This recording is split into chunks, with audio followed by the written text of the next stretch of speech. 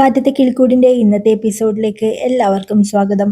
അങ്ങനെ രാജീവും അരുണും കൂടി തയ്യാറാക്കിയ കെണിയിൽ സുധീഷിനെ കുടിക്കാൻ നോക്കാണ് രാജീവ്. സുധീഷിന് ബുദ്ധിമുട്ടാവോ? ഒരു പണി ഏൽപ്പിക്കാണെന്ന് കരുതരുത്, സ്വന്തം കാര്യമായിട്ട് കരുതിയാൽ മതി.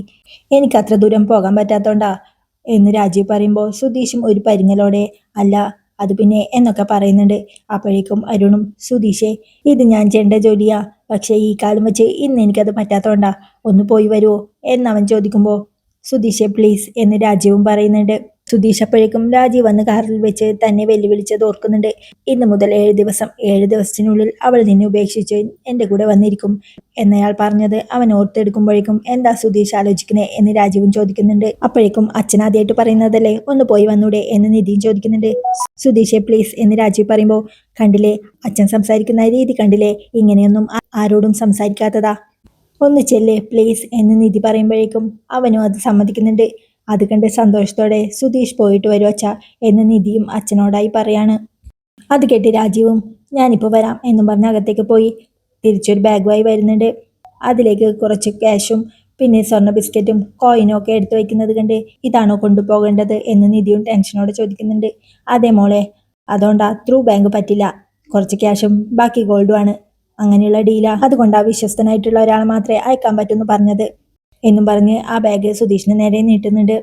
ദാ ഇത്രയും പണവും കൊണ്ട് പോകുന്ന കാര്യം ചിന്തിക്കേ വേണ്ട, ബാഗ് വണ്ടിയിലുള്ള കാര്യം ഓർക്കേ വേണ്ട, ക്യാഷ്വലായി പോകുന്നത് പോലെ പോയാൽ മതി, ഒരു ടെൻഷനും വേണ്ട, ദാ വാങ്ങിക്ക് എന്ന് രാജീവ് ബാഗ് അവന് നേരെ നീട്ടി പറയുമ്പോൾ നിധിയും വാങ്ങിക്കോളൂ എന്നവനോട് പറയുന്നുണ്ട്. അവൻ ബാഗ് വാങ്ങുമ്പോൾ നേരെ ഹൈവേ വഴി പോയാൽ മതി, പോലീസ് ചെക്കിംഗ് ഒന്നും ഉണ്ടാവില്ല, അഥവാ ഉണ്ടായാൽ എന്നെ വിളിച്ചാൽ മതി എന്ന് രാജീവ് പറയുമ്പോൾ സുധീഷ് ഇവിടെ ഉണ്ടായത് ഭാഗ്യം, അല്ലെങ്കിൽ ഞാൻ കുടുങ്ങിപ്പോയേനെ, എന്നാ ഇറങ്ങിയാലോ എന്ന് ചോദിച്ച് വണ്ടിയുടെ കീ എടുക്കാൻ രാജീവ് അകത്തേക്ക് പോകുന്നുണ്ട്. അപ്പോഴേക്കും ടെൻഷനോടെ നിൽക്കുന്ന സുധീഷിനെ നോക്കി നിധിയും മുഖമൊക്കെ എന്താ ഇങ്ങനെ, ഇതുവരെ കാണാത്തൊരു ഭാവം, ഒരു പേടി എന്ന് ചോദിക്കുമ്പോൾ ഏയ് എനിക്കോ എന്ന് അവനും പറയുന്നുണ്ട്. രാജീവ് കീ അവന് കൊടുത്ത് പോകേണ്ട ലൊക്കേഷൻ അവലേക്ക് അയച്ചു കൊടുക്കുന്നുണ്ട്. പിന്നെ ആ ചെട്ടിയാരുടെ നമ്പർ കൂടി ഒന്ന് അയക്കണേ എന്ന് സുധീഷ് പറയുമ്പോൾ അതെന്തിനാ എന്ന് രാജീവും ചോദിക്കുന്നുണ്ട്. അല്ല, പോകുന്ന വഴിയിൽ ഒരു കൺഫ്യൂഷൻ എങ്ങാൻ വന്നാൽ വിളിക്കാലോ എന്ന് സുധീഷ് പറയുമ്പോൾ അതങ്ങ് കൊടുത്തേക്കച്ചാ, സുധീഷിന് കൺഫ്യൂഷനൊന്നും വേണ്ട എന്ന് അരുണും പറയുന്നുണ്ട്. ചെട്ടിയാരുടെ നമ്പർ അയച്ചിട്ടുണ്ട്, എന്തെങ്കിലും ആവശ്യം വന്നാൽ വിളിച്ചോ എന്ന് രാജീവ് പറയുമ്പോൾ ശരി എന്നാ ഇറങ്ങട്ടെ എന്ന് പറഞ്ഞ് സുധീഷ് പുറത്തേക്ക് നടക്കുന്നുണ്ട്. അപ്പോഴേക്കും നിധിയും അമ്മയും എല്ലാം അവന്റെ പുറത്തേക്ക് പോവാണ്. സോഫയിലിരിക്കുന്ന അരുണിനോട് ഇപ്പൊ എങ്ങനെയുണ്ട് എന്ന് സാന്ദ്ര ചോദിക്കുമ്പോൾ ഇപ്പൊ കുഴപ്പമില്ല എന്നൊരു ചിരിയോടെ അരുണും പറയുന്നുണ്ട്. കാറിനടുത്തെത്തി കാർ ബാഗിൽ വയ്ക്കുമ്പോഴേക്കും നിധിയും അവന്റെ അടുത്തേക്ക് ചെല്ലുന്നുണ്ട്. അവൻ അവളോട് യാത്ര പറയുമ്പോൾ സൂക്ഷിച്ചു പോണം, വഴിയിൽ എവിടെയും നിർത്തണ്ട, നേരെ അവിടെ ചെന്നിട്ട് നിർത്തിയാൽ മതി എന്നവൾ പറയുമ്പോൾ ശരിയെന്ന് സമ്മതിച്ച് അവനും കാറിൽ കയറി പോകുന്നുണ്ട്. അത് കണ്ട് രാജീവും ഹേമയും പരസ്പരം നോക്കി ഒന്നിച്ചിരിക്കുന്നുണ്ട്. അവിടെ പണി സൈറ്റിൽ ജോലി തിരക്കിനിടയിൽ ഉച്ചഭക്ഷണം കഴിക്കാനായി തന്റെ ജോലിക്കാരനെ വിളിക്കുന്നുണ്ട് സുഭാഷ്. വിജു വന്ന് ഭക്ഷണം കഴിക്കേ, എന്നിട്ട് മതി ബാക്കി പണി എന്ന് പറയുമ്പോൾ വരുന്നു സുഭാഷ് ഏട്ടാ, ഇതും കൂടി തീർക്കട്ടെ എന്നവനും പറയുന്നുണ്ട്. കഴിക്കാൻ വിളിക്കുമ്പോൾ അവൻ എപ്പോഴും ഉള്ളതാ, പണിയിൽ ആത്മാർത്ഥത കൂടുതലാണെന്ന് കാണിക്കാൻ വേണ്ടിയല്ലേ, എനിക്ക് അയച്ചിട്ട് ചെയ്യാം വാ എന്ന് പറഞ്ഞ് സുഭാഷ് അവനെ വീണ്ടും വിളിക്കുന്നുണ്ട്. അവർ ഭക്ഷണം കഴിക്കാൻ ഒരുങ്ങുമ്പോഴേക്കും അവിനാശു അങ്ങോട്ട് വരുന്നുണ്ട്. ഭക്ഷണം കൊണ്ടുവന്നില്ലേ എന്ന് സുഭാഷ് ചോദിക്കുമ്പോൾ ദേ വരുന്നു എന്ന് പറഞ്ഞ് അവൻ പുറത്തേക്ക് ചൂണ്ടുന്നുണ്ട്. അപ്പോഴേക്കും ചാന്ദിനിയും അവനുള്ള ഭക്ഷണമായിട്ട് വരികയാണ്. അവൾ വരുന്നത് കണ്ട് ഈ വെയിലത്ത് എന്തിനാ ഭയ്യ ആ കുട്ടിയെ നടത്തിച്ചത്, ഇത്ര ദൂരം വരണ്ടേ എന്ന് സുഭാഷ് പറയുമ്പോൾ അവൾ പറഞ്ഞ കേൾക്കണ്ടേ, വീട്ടിൽ വെറുതെ ഇരിക്കല്ലേ, ഭക്ഷണം ഉണ്ടാക്കി കൊണ്ടുവരാന്നാ പറഞ്ഞേ എന്ന് അവിനാശും പറയുന്നുണ്ട്. അവൾ അവരുടെ അടുത്തേക്ക് എത്തുമ്പോൾ സുഭാഷ് അവളോടായി എന്തിനാ മോളെ ഈ വെയിലത്ത് നടന്നു വന്നത്, ഒന്ന് ഫോൺ വിളിച്ചിരുന്നെങ്കിൽ അവിനാശ് വരില്ലായിരുന്നു എന്ന് പറയുമ്പോൾ അവിനാശും അവളോട് ഹിന്ദിയിൽ അത് പറഞ്ഞു കൊടുക്കുന്നുണ്ട്.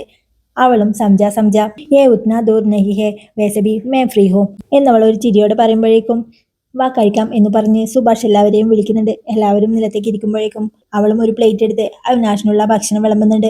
അത് കഴിഞ്ഞ് അവൾ മറ്റൊരു പ്ലേറ്റിൽ സുഭാഷിനും ഭക്ഷണം വിളമ്പി കൊടുക്കുന്നത് കണ്ട് എനിക്ക് ഞാൻ കൊണ്ടുവന്നിട്ടുണ്ട് എന്ന് സുഭാഷും പറയുന്നുണ്ട്. എന്നവൻ പറയുമ്പോൾ മേനെ സ്യാദ ബനായ ഹേ ആപ് ഗാവോ എന്നവളും പറയുന്നുണ്ട്. ഇയാൾ കഴിച്ചോ എന്നവൻ ചോദിക്കുമ്പോൾ ഇല്ലെന്ന് അവളും തലയാട്ടാണ്. എന്നാ ഇത് ഇയാൾ കഴിച്ചോ, ഞാൻ വീട്ടിൽ നിന്ന് ഉണ്ടാക്കി കൊണ്ടുവന്നതാ എന്ന് പറഞ്ഞ് ആ പൊതി അവൾക്ക് കൊടുക്കുമ്പോഴേക്കും അവളും സന്തോഷത്തോടെ അതെടുത്ത് കഴിക്കുന്നുണ്ട്. അവൾ അത് കഴിച്ച് യെ കിസ്ന ബനായ ഹേ ബഹുത് അച്ച എന്ന് പറയുമ്പോൾ Mary ഗർമി cooking may sub may എന്നവനും പറയുന്നുണ്ട്. ബഹുത് അച്ച ഹേ എന്നവൾ പറയുമ്പോൾ ഇതും അച്ച ഹേ, ഈ ചപ്പാത്തിയും ചോറൊക്കെ ആയിട്ട് കുറേ ഐറ്റംസ് ഉണ്ടല്ലോ എന്നവൻ പറയുമ്പോൾ ഭയ്യക്കോ ചാവൽ വേണം, എനിക്ക് ചപ്പാത്തി വേണം എന്നവൾ പറയുമ്പോൾ അവരും ചിരിയോടെ അത് കേട്ടിരിക്കുന്നുണ്ട്. അങ്ങനെ അവർ എന്തൊക്കെയോ സംസാരിച്ചുകൊണ്ട് ഭക്ഷണമൊക്കെ കഴിക്കുകയാണ്. അവിടെ മെക്കാനിക്കൽ ഷോപ്പിൽ ജോലിയിലായിരുന്ന ഹരീഷിനെ നീതുവിന്റെ കോൾ വരുന്നുണ്ട്. നീതുവിന്റെ കോൾ ആണെന്ന് കണ്ട് അവൻ സന്തോഷത്തോടെ കോൾ എടുക്കുമ്പോഴേക്കും ഹലോ, എന്താ എടുക്കാൻ ഇത്ര താമസം എന്നവൾ ചോദിക്കുന്നുണ്ട്. അത് പിന്നെ ഞാൻ ജോലിയിലായിരുന്നു എന്നവൻ പറയുമ്പോൾ ഓ സാറ് ജോലി തിരക്കിലായിരുന്നോ എന്നവൾ ചോദിക്കുമ്പോൾ ഹേ അങ്ങനെയല്ല എപ്പോഴത്തെയും പോലെ എന്നവനും പറയുന്നുണ്ട്. കഴിച്ചോ എന്നവൾ ചോദിക്കുമ്പോൾ ഓ എന്നവൻ പറയുന്നുണ്ട്. എന്താ ഞാൻ കഴിച്ചോ എന്ന് ചോദിക്കാതെ എന്നവൾ ചോദിക്കുമ്പോൾ അയ്യോ ഇത്ര സമയമായിട്ടും കഴിച്ചില്ലേ എന്നവൻ ചോദിക്കുമ്പോൾ ഞാൻ കഴിച്ചു എന്നവളും പറയുന്നുണ്ട്. പിന്നെന്താ എന്നവൻ ചോദിക്കുമ്പോൾ ഈ സമയമാകുമ്പോൾ താൻ കഴിച്ചിട്ടുണ്ടാവുമെന്ന് എനിക്കറിയാം, എന്നാലും ഞാൻ ചോദിച്ചില്ലേ, അതാണ് കെയർ.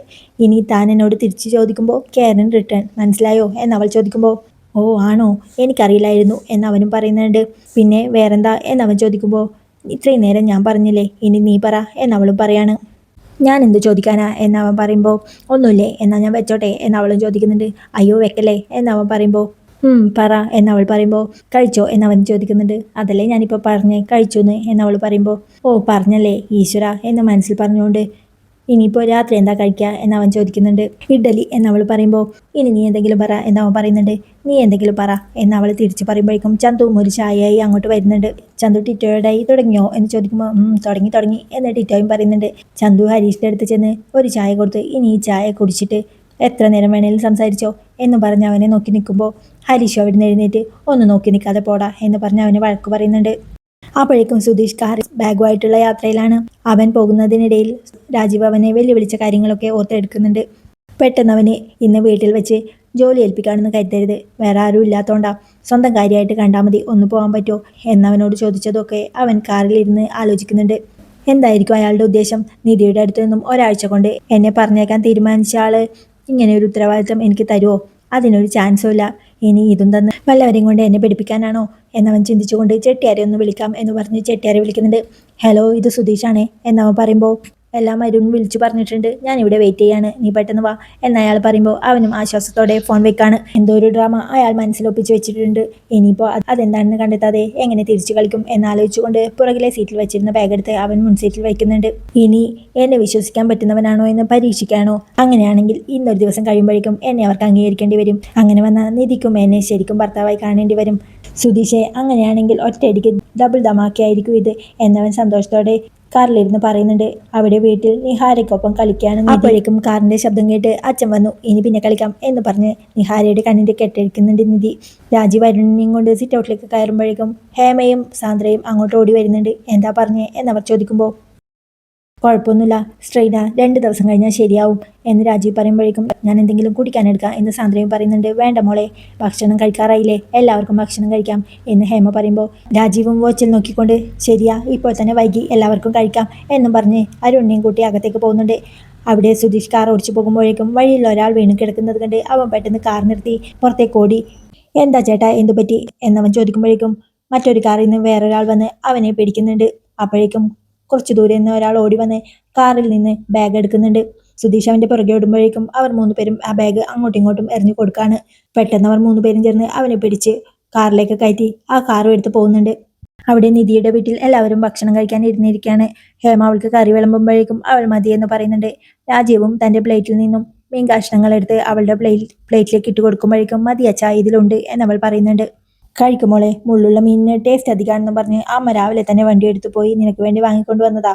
കുഞ്ഞുനാൾ തൊട്ടേ നിനക്ക് മീൻ കഴിക്കാൻ അറിയില്ല, കഴിക്കാനിരുന്നാൽ പകുതിയിലേറെ വേസ്റ്റ് ആവും, അതുകൊണ്ട് ഞാനല്ലേ ഇങ്ങനെ നിനക്ക് മുള്ളു മാറ്റി കഷ്ണങ്ങൾ എടുത്ത് തരാറുള്ളത്, കഴിക്കുമോളെ എന്നയാൾ പറയുമ്പോൾ നിധിയും അത് കഴിക്കുന്നുണ്ട്. സുധീഷ് വിളിച്ചോ മോളെ എന്നയാൾ ചോദിക്കുമ്പോൾ ഇല്ല അച്ഛാ ഇതുവരെ വിളിച്ചില്ല, ഞാൻ വിളിച്ചു നോക്കണോ എന്നവൾ ചോദിക്കുമ്പോൾ വേണ്ട, അവിടെ എത്തേണ്ട സമയം കഴിഞ്ഞു, ചിലപ്പോൾ തിരിച്ച് ഡ്രൈവ് ചെയ്യായിരിക്കും എന്ന് രാജീവും പറയുന്നുണ്ട്. പെട്ടെന്ന് അവൾ ചുമക്കാൻ തുടങ്ങുമ്പോൾ എന്തു പറ്റി മോളെ എന്ന് രാജീവ് ചോദിക്കുന്നുണ്ട്. മുള്ളു കുരുങ്ങിയും തോന്നുന്നു എന്നവൾ പറയുമ്പോൾ ഞാൻ മാറ്റിയിട്ടാണല്ലോ തന്നത് എന്ന് രാജീവും പറയാണ്. ഇതെനിക്ക് വെച്ച മീനിന്നാണെന്ന് തോന്നുന്നു എന്നവൾ പറയുമ്പോൾ പെട്ടെന്ന് ഒരു ഉരുള ചോറെടുത്ത് കഴിച്ചേ എന്ന് പറഞ്ഞുകൊണ്ട് ഒരു ഉരുള ചോറെടുത്തിട്ട് അതുപോലെ അങ്ങ് വിഴുങ്ങ് എന്നയാൾ പറയുമ്പോൾ അവൾ അതുപോലെ ചെയ്യുന്നുണ്ട്. പോയോ എന്ന് അയാൾ ചോദിക്കുമ്പോൾ പോയി എന്നവളും പറയാണ്. അതൊക്കെ കണ്ട് സംശയത്തോടെ അരുൺ അച്ഛനെ നോക്കുമ്പോഴേക്കും അച്ഛനും കണ്ണീർ തുടക്കുന്നുണ്ട്. എന്താ അച്ഛാ എന്ന് നിധി ചോദിക്കുമ്പോൾ ഒന്നുമില്ല മോളെ എന്നയാൾ പറയാണ്. പിന്നെന്താ കണ്ണു നിറഞ്ഞേ എന്നവൾ ചോദിക്കുമ്പോൾ അന്ന് പോലീസ് സ്റ്റേഷനിൽ വെച്ച് നീ എൻ്റെ കൂടെ വരില്ലെന്ന് പറഞ്ഞില്ലേ, പെട്ടെന്ന് എനിക്കെന്തോ അത് ഓർമ്മ വന്നു എന്നയാളും പറയാണ്. അപ്പോഴേക്കും ഹേമയും മോളെ അച്ഛനിപ്പോൾ എപ്പോഴും ഇങ്ങനെയാ, എന്തെങ്കിലും ആലോചിച്ചിരിക്കുമ്പോൾ പെട്ടെന്ന് കണ്ണു നിറയും, എന്താണെന്ന് ചോദിച്ചാൽ പോലീസ് സ്റ്റേഷനിൽ വെച്ച് നടന്ന കാര്യങ്ങൾ ഓർമ്മ വന്നു എന്ന് പറയും. എന്തെങ്കിലും പറഞ്ഞ് നിന്റെ അച്ഛൻ്റെ മനസ്സിൽ നിന്ന് അന്ന് പോലീസ് സ്റ്റേഷനിൽ വെച്ച് നടന്ന കാര്യങ്ങൾ തുടച്ചു കളയണം, അല്ലെങ്കിൽ ഇത് തന്നെയായിരിക്കും എപ്പോഴും അവസ്ഥ എന്ന് അമ്മയും പറയുന്നുണ്ട്. അത് കേട്ട് രാജീവും എന്നെ വിട്ട് നീ പോകുമെന്ന് ഞാൻ ഒരിക്കലും കരുതിയില്ല മോളെ, എപ്പോഴും അത് തന്നെ ഞാൻ ഓർക്കും, ഉറക്കമേ വരാറില്ല. നിധിയും അത് കേട്ട് അച്ഛന്റെ കൈ പിടിച്ച് സോറി അച്ഛ എന്ന് പറയുന്നുണ്ട്. അതൊന്നും സാരമില്ല മോളെ, അതുപോട്ടെ, മറക്കാമെന്ന് കരുതിയാലും മറക്കാൻ പറ്റുന്നില്ല. നിധിയും സങ്കടത്തോടെ കണ്ണീർ തുടക്കുമ്പോഴേക്കും ഉണ്ടായ നാണക്കേട് അത്രയും വലുതായതുകൊണ്ടാ കല്യാണത്തിന് വന്നവരോടൊക്കെ അച്ഛൻ തന്നെയല്ലേ സമാധാനം പറഞ്ഞത്. അന്നു മുതൽ ആളുകളുടെ മുഖത്ത് നോക്കാൻ മടിയായി അച്ഛൻ ഓഫീസിൽ വരുന്നത് പോലും നിർത്തിയിരുന്നു. ജീവിതം തന്നെ മാറിയ പോലെയായിരുന്നു എന്ന് അരുൺ പറയുമ്പോഴേക്കും നിധിയും സങ്കടത്തോടെ കണ്ണീർ തുടയ്ക്കുന്നുണ്ട്. മോളെ, നീ കരയാൻ വേണ്ടി പറഞ്ഞതല്ല. അന്നത്തെ കാര്യങ്ങളൊന്നും അത്ര പെട്ടെന്ന് മറക്കാൻ പറ്റുന്നില്ല. അന്നത്തിന് മുന്നിൽ വെച്ച് നിന്നെ കരയിച്ചു അല്ലേ, സോറി എന്നയാൾ പറയുമ്പോഴേക്കും നിധിയും സങ്കടത്തോടെ ഇരിക്കുന്നുണ്ട്. സാന്ദ്രയും അവളെ നോക്കിക്കൊണ്ട് ഇതാണ് പറ്റിയ സമയം, അച്ഛനോട് പറ എന്ന് അവളോട് കണ്ണുകൊണ്ട് ആംഗ്യം കാണിക്കുന്നുണ്ട്. അവളും ശരിയെന്ന് സമ്മതിച്ച് പറയാൻ ഒരുങ്ങുമ്പോഴേക്കും അരുണിന്റെ ഫോണിലേക്ക് ഒരു കോൾ വരുന്നുണ്ട്. അവൻ ഫോൺ എടുത്ത് ഹലോ സാർ, നമുക്ക് കുറച്ച് സമയം കൂടി വെയിറ്റ് ചെയ്ത് നോക്കിയാലോ? നിങ്ങൾ ടെൻഷൻ അടിക്കണ്ട, അങ്ങനെയൊന്നും സംഭവിക്കില്ല.